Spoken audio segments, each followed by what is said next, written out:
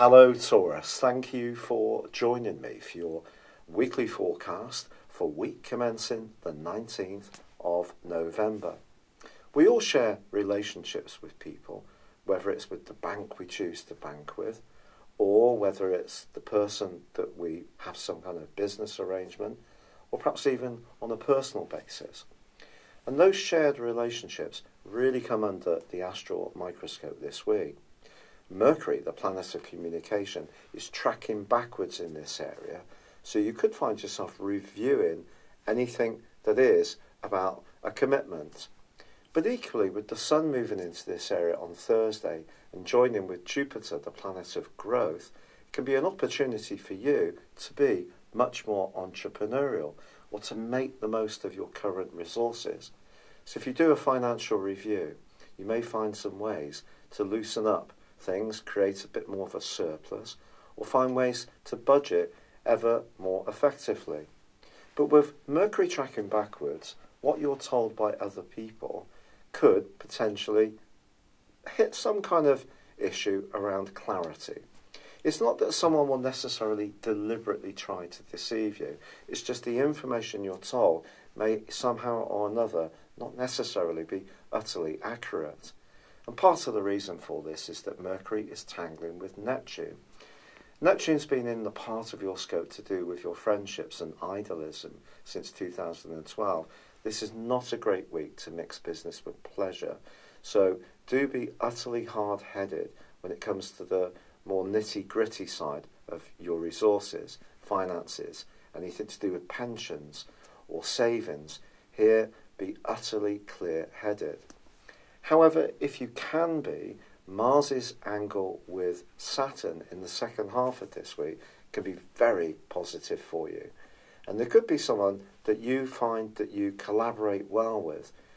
Perhaps it could be someone who is in a position of influence, such as an accountant, a financial advisor, or perhaps a lawyer. Someone like this can provide some excellent advice.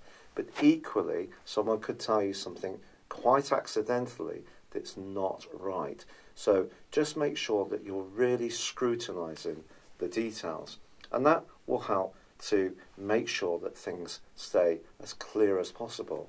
Now, there is a full moon which occurs on Friday, and it occurs in your second solar house. Balancing your everyday ins and outs as far as your budget is concerned with your longer term involvements or planning is going to be the key. There may be a cost that can come up, such as an insurance renewal that you're not expecting. And because Mars is clashing with this particular full moon, I think it's also possible that you could get a little bit of a jolt if you are too trusting or a little bit too idealistic in terms of resources.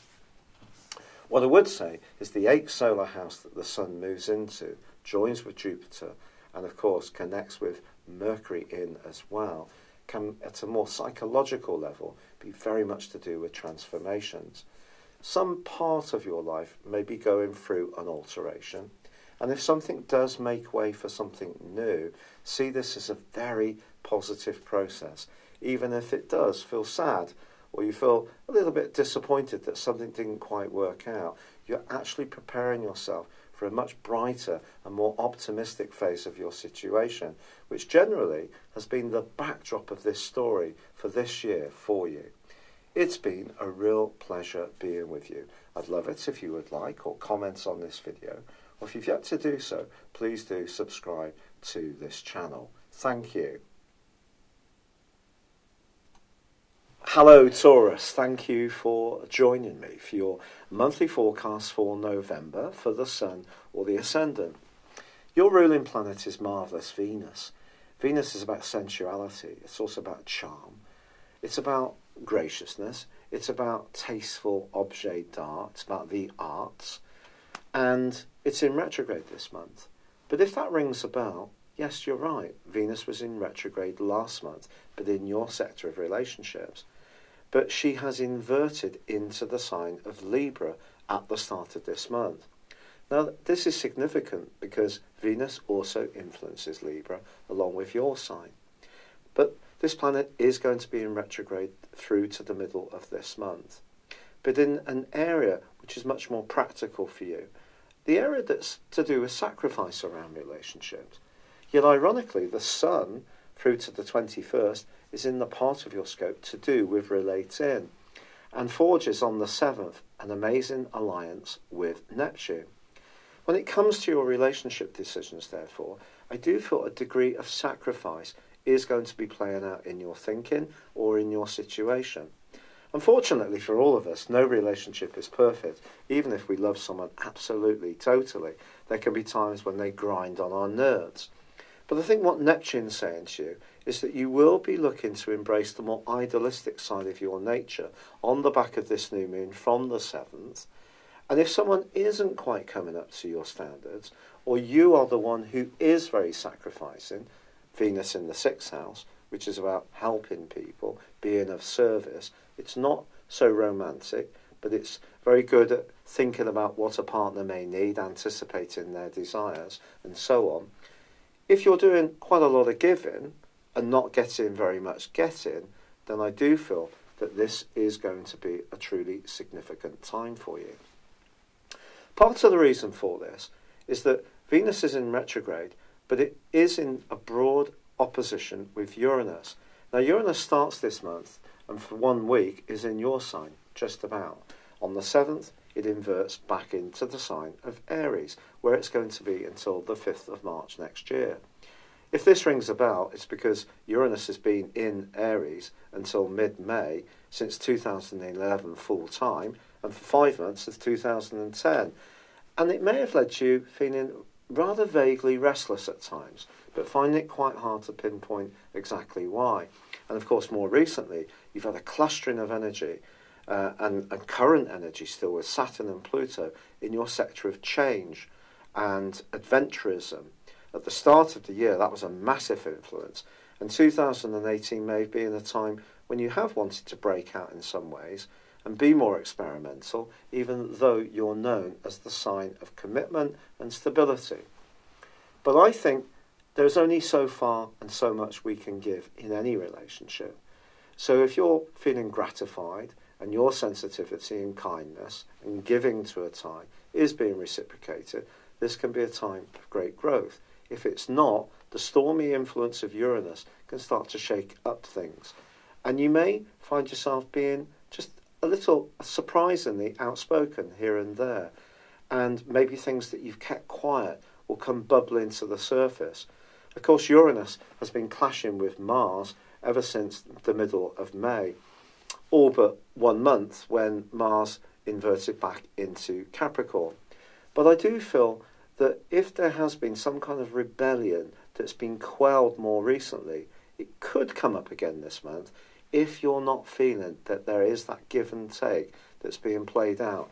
It doesn't necessarily have to be in a romantic relationship. It could be with a family member, could be with someone you work with in a partnership, could even be with people you work with professionally. If you're giving a bit more than is being recognised or appreciated, it could be an issue this month. Then again, maybe you're about to be saluted and celebrated for what you do. I sincerely hope so. But Mercury is going to be, I think, for all of us, a little bit of a loose astral cannon this month. Mercury starts this month in an area which helps you to understand what people really mean rather than what they're saying. This is the planet of talk and thought. But Mercury itself is going to go into a retrograde from the 17th. Mercury retrograde is always a bit awkward, isn't it? And in this case, it may be about shared finances. It may be about a financial issue which goes frustratingly slow. If you're going through a house purchase, for example, the conveyancing may go at the rate of nothing, which could really, really be exasperating. But also Mercury retrograde can help us think about things a bit more deeply. So if you'd like to use your intellect to improve your financial lot, Mercury's retrograde can help you to think more imaginatively about how you can do this. But before he goes into his retrograde, he is clashing for about 10 days with Neptune. Now, Neptune for you is a very idealistic influence. So I would say if you're looking to do business with a friend, be very, very cautious, be very, very wary. And because of Mercury's retrograde, that right angle with Neptune is repeated in the last week of this month. When Mercury and Neptune are at right angles, it really can create a lot of confusion. Facts and figures are at a premium. People are not necessarily truthful. You may encounter someone who's actually downright dishonest, even if they don't present that to you on an obvious level. So if you are thinking about business and finance, proceed with a great deal of caution. However, on the 17th, Mars moves out of Aquarius and into the sign of Pisces, which is broadly good for you, because this is your 11th house. Mars is about us as individuals. The 11th house is more about humanity. It's about cooperation. But you will have an opportunity over the following 6 weeks to do what's right for you, but also find ways to not lose your individuality, but to network with others in a way where they appreciate you, but they don't necessarily want you to let go of being you. So Mars generally can be helpful. But unfortunately, in the last week of this month, Mars clashes with the Sun. And also there's a full moon, which occurs once the Sun moves on the 22nd. On the 24th, there is a full moon, which occurs in the sign of Gemini, which is going to be clashing with Mars. Now that's quite a volatile influence. The moon is obviously about our emotions, and Mars for you, Gemini for you, I beg your pardon, is about the foundations of your existence. It's about your everyday money. It's about your basic values. But having Mars clashing with that suggests you may encounter someone who has a very different set of values to you, or a friend who you've relied on until now suddenly seems to be diverging from what's real. And of course everything with you is guided by what's real because you're an earth sign. So I think with Mercury clashing with Neptune, with Mars clashing with the full moon and the Sun, I think at the end of this month, fact can be stranger than fiction, particularly around the things you share very closely with anyone else. It's not a time to necessarily see the best in people. So although that new moon is very idealistic, and if the right person comes to the heart of your existence, you could be really supremely happy. If you're giving too much credit or latitude, or investing too much kindness and generosity to the wrong person, the wrong situation, or the wrong group of people, or the wrong business venture, it could have quite serious and dramatic implications. So I think this is a month not to sacrifice your essential earthiness, which means that you check out things, you're realistic, you want to know where people are coming from, and scrutinise them. Be a bit blunt if you need to. Don't be too deferential or discriminating to anyone. That doesn't mean to say you need to be charmless, but stand your ground and do your due diligence. And then if someone comes up to your standards, celebrate it. If they don't, you can detach yourself from them without getting too bogged down and involved. It's been a real pleasure being with you. I am sorry I'm delivering this later than is ideal. I'm still battling on with the rheumatoid arthritis and various other things, but I am grateful for your support and all your kind comments. I'd love it if you would subscribe to my channel, or if you have any comments, please do leave them. But for now, good luck and goodbye. Hello, thank you so much for watching my video. I'd love you to join me at my Horoscope Ace app. You can find this at www.horoscope-ace.com. You can use it through Android, iOS, Apple, or Facebook. Check out your ascendant or your moon sign, or download your free birth chart. There's all your favourite videos, plus there are daily, weekly, monthly and yearly horoscopes for general, love, Chinese and Indian astrology. If your passion is tarot, there's my brilliant 3-card money or love tarot readings too. And it's all there at www.horoscope-ace.com. Thank you.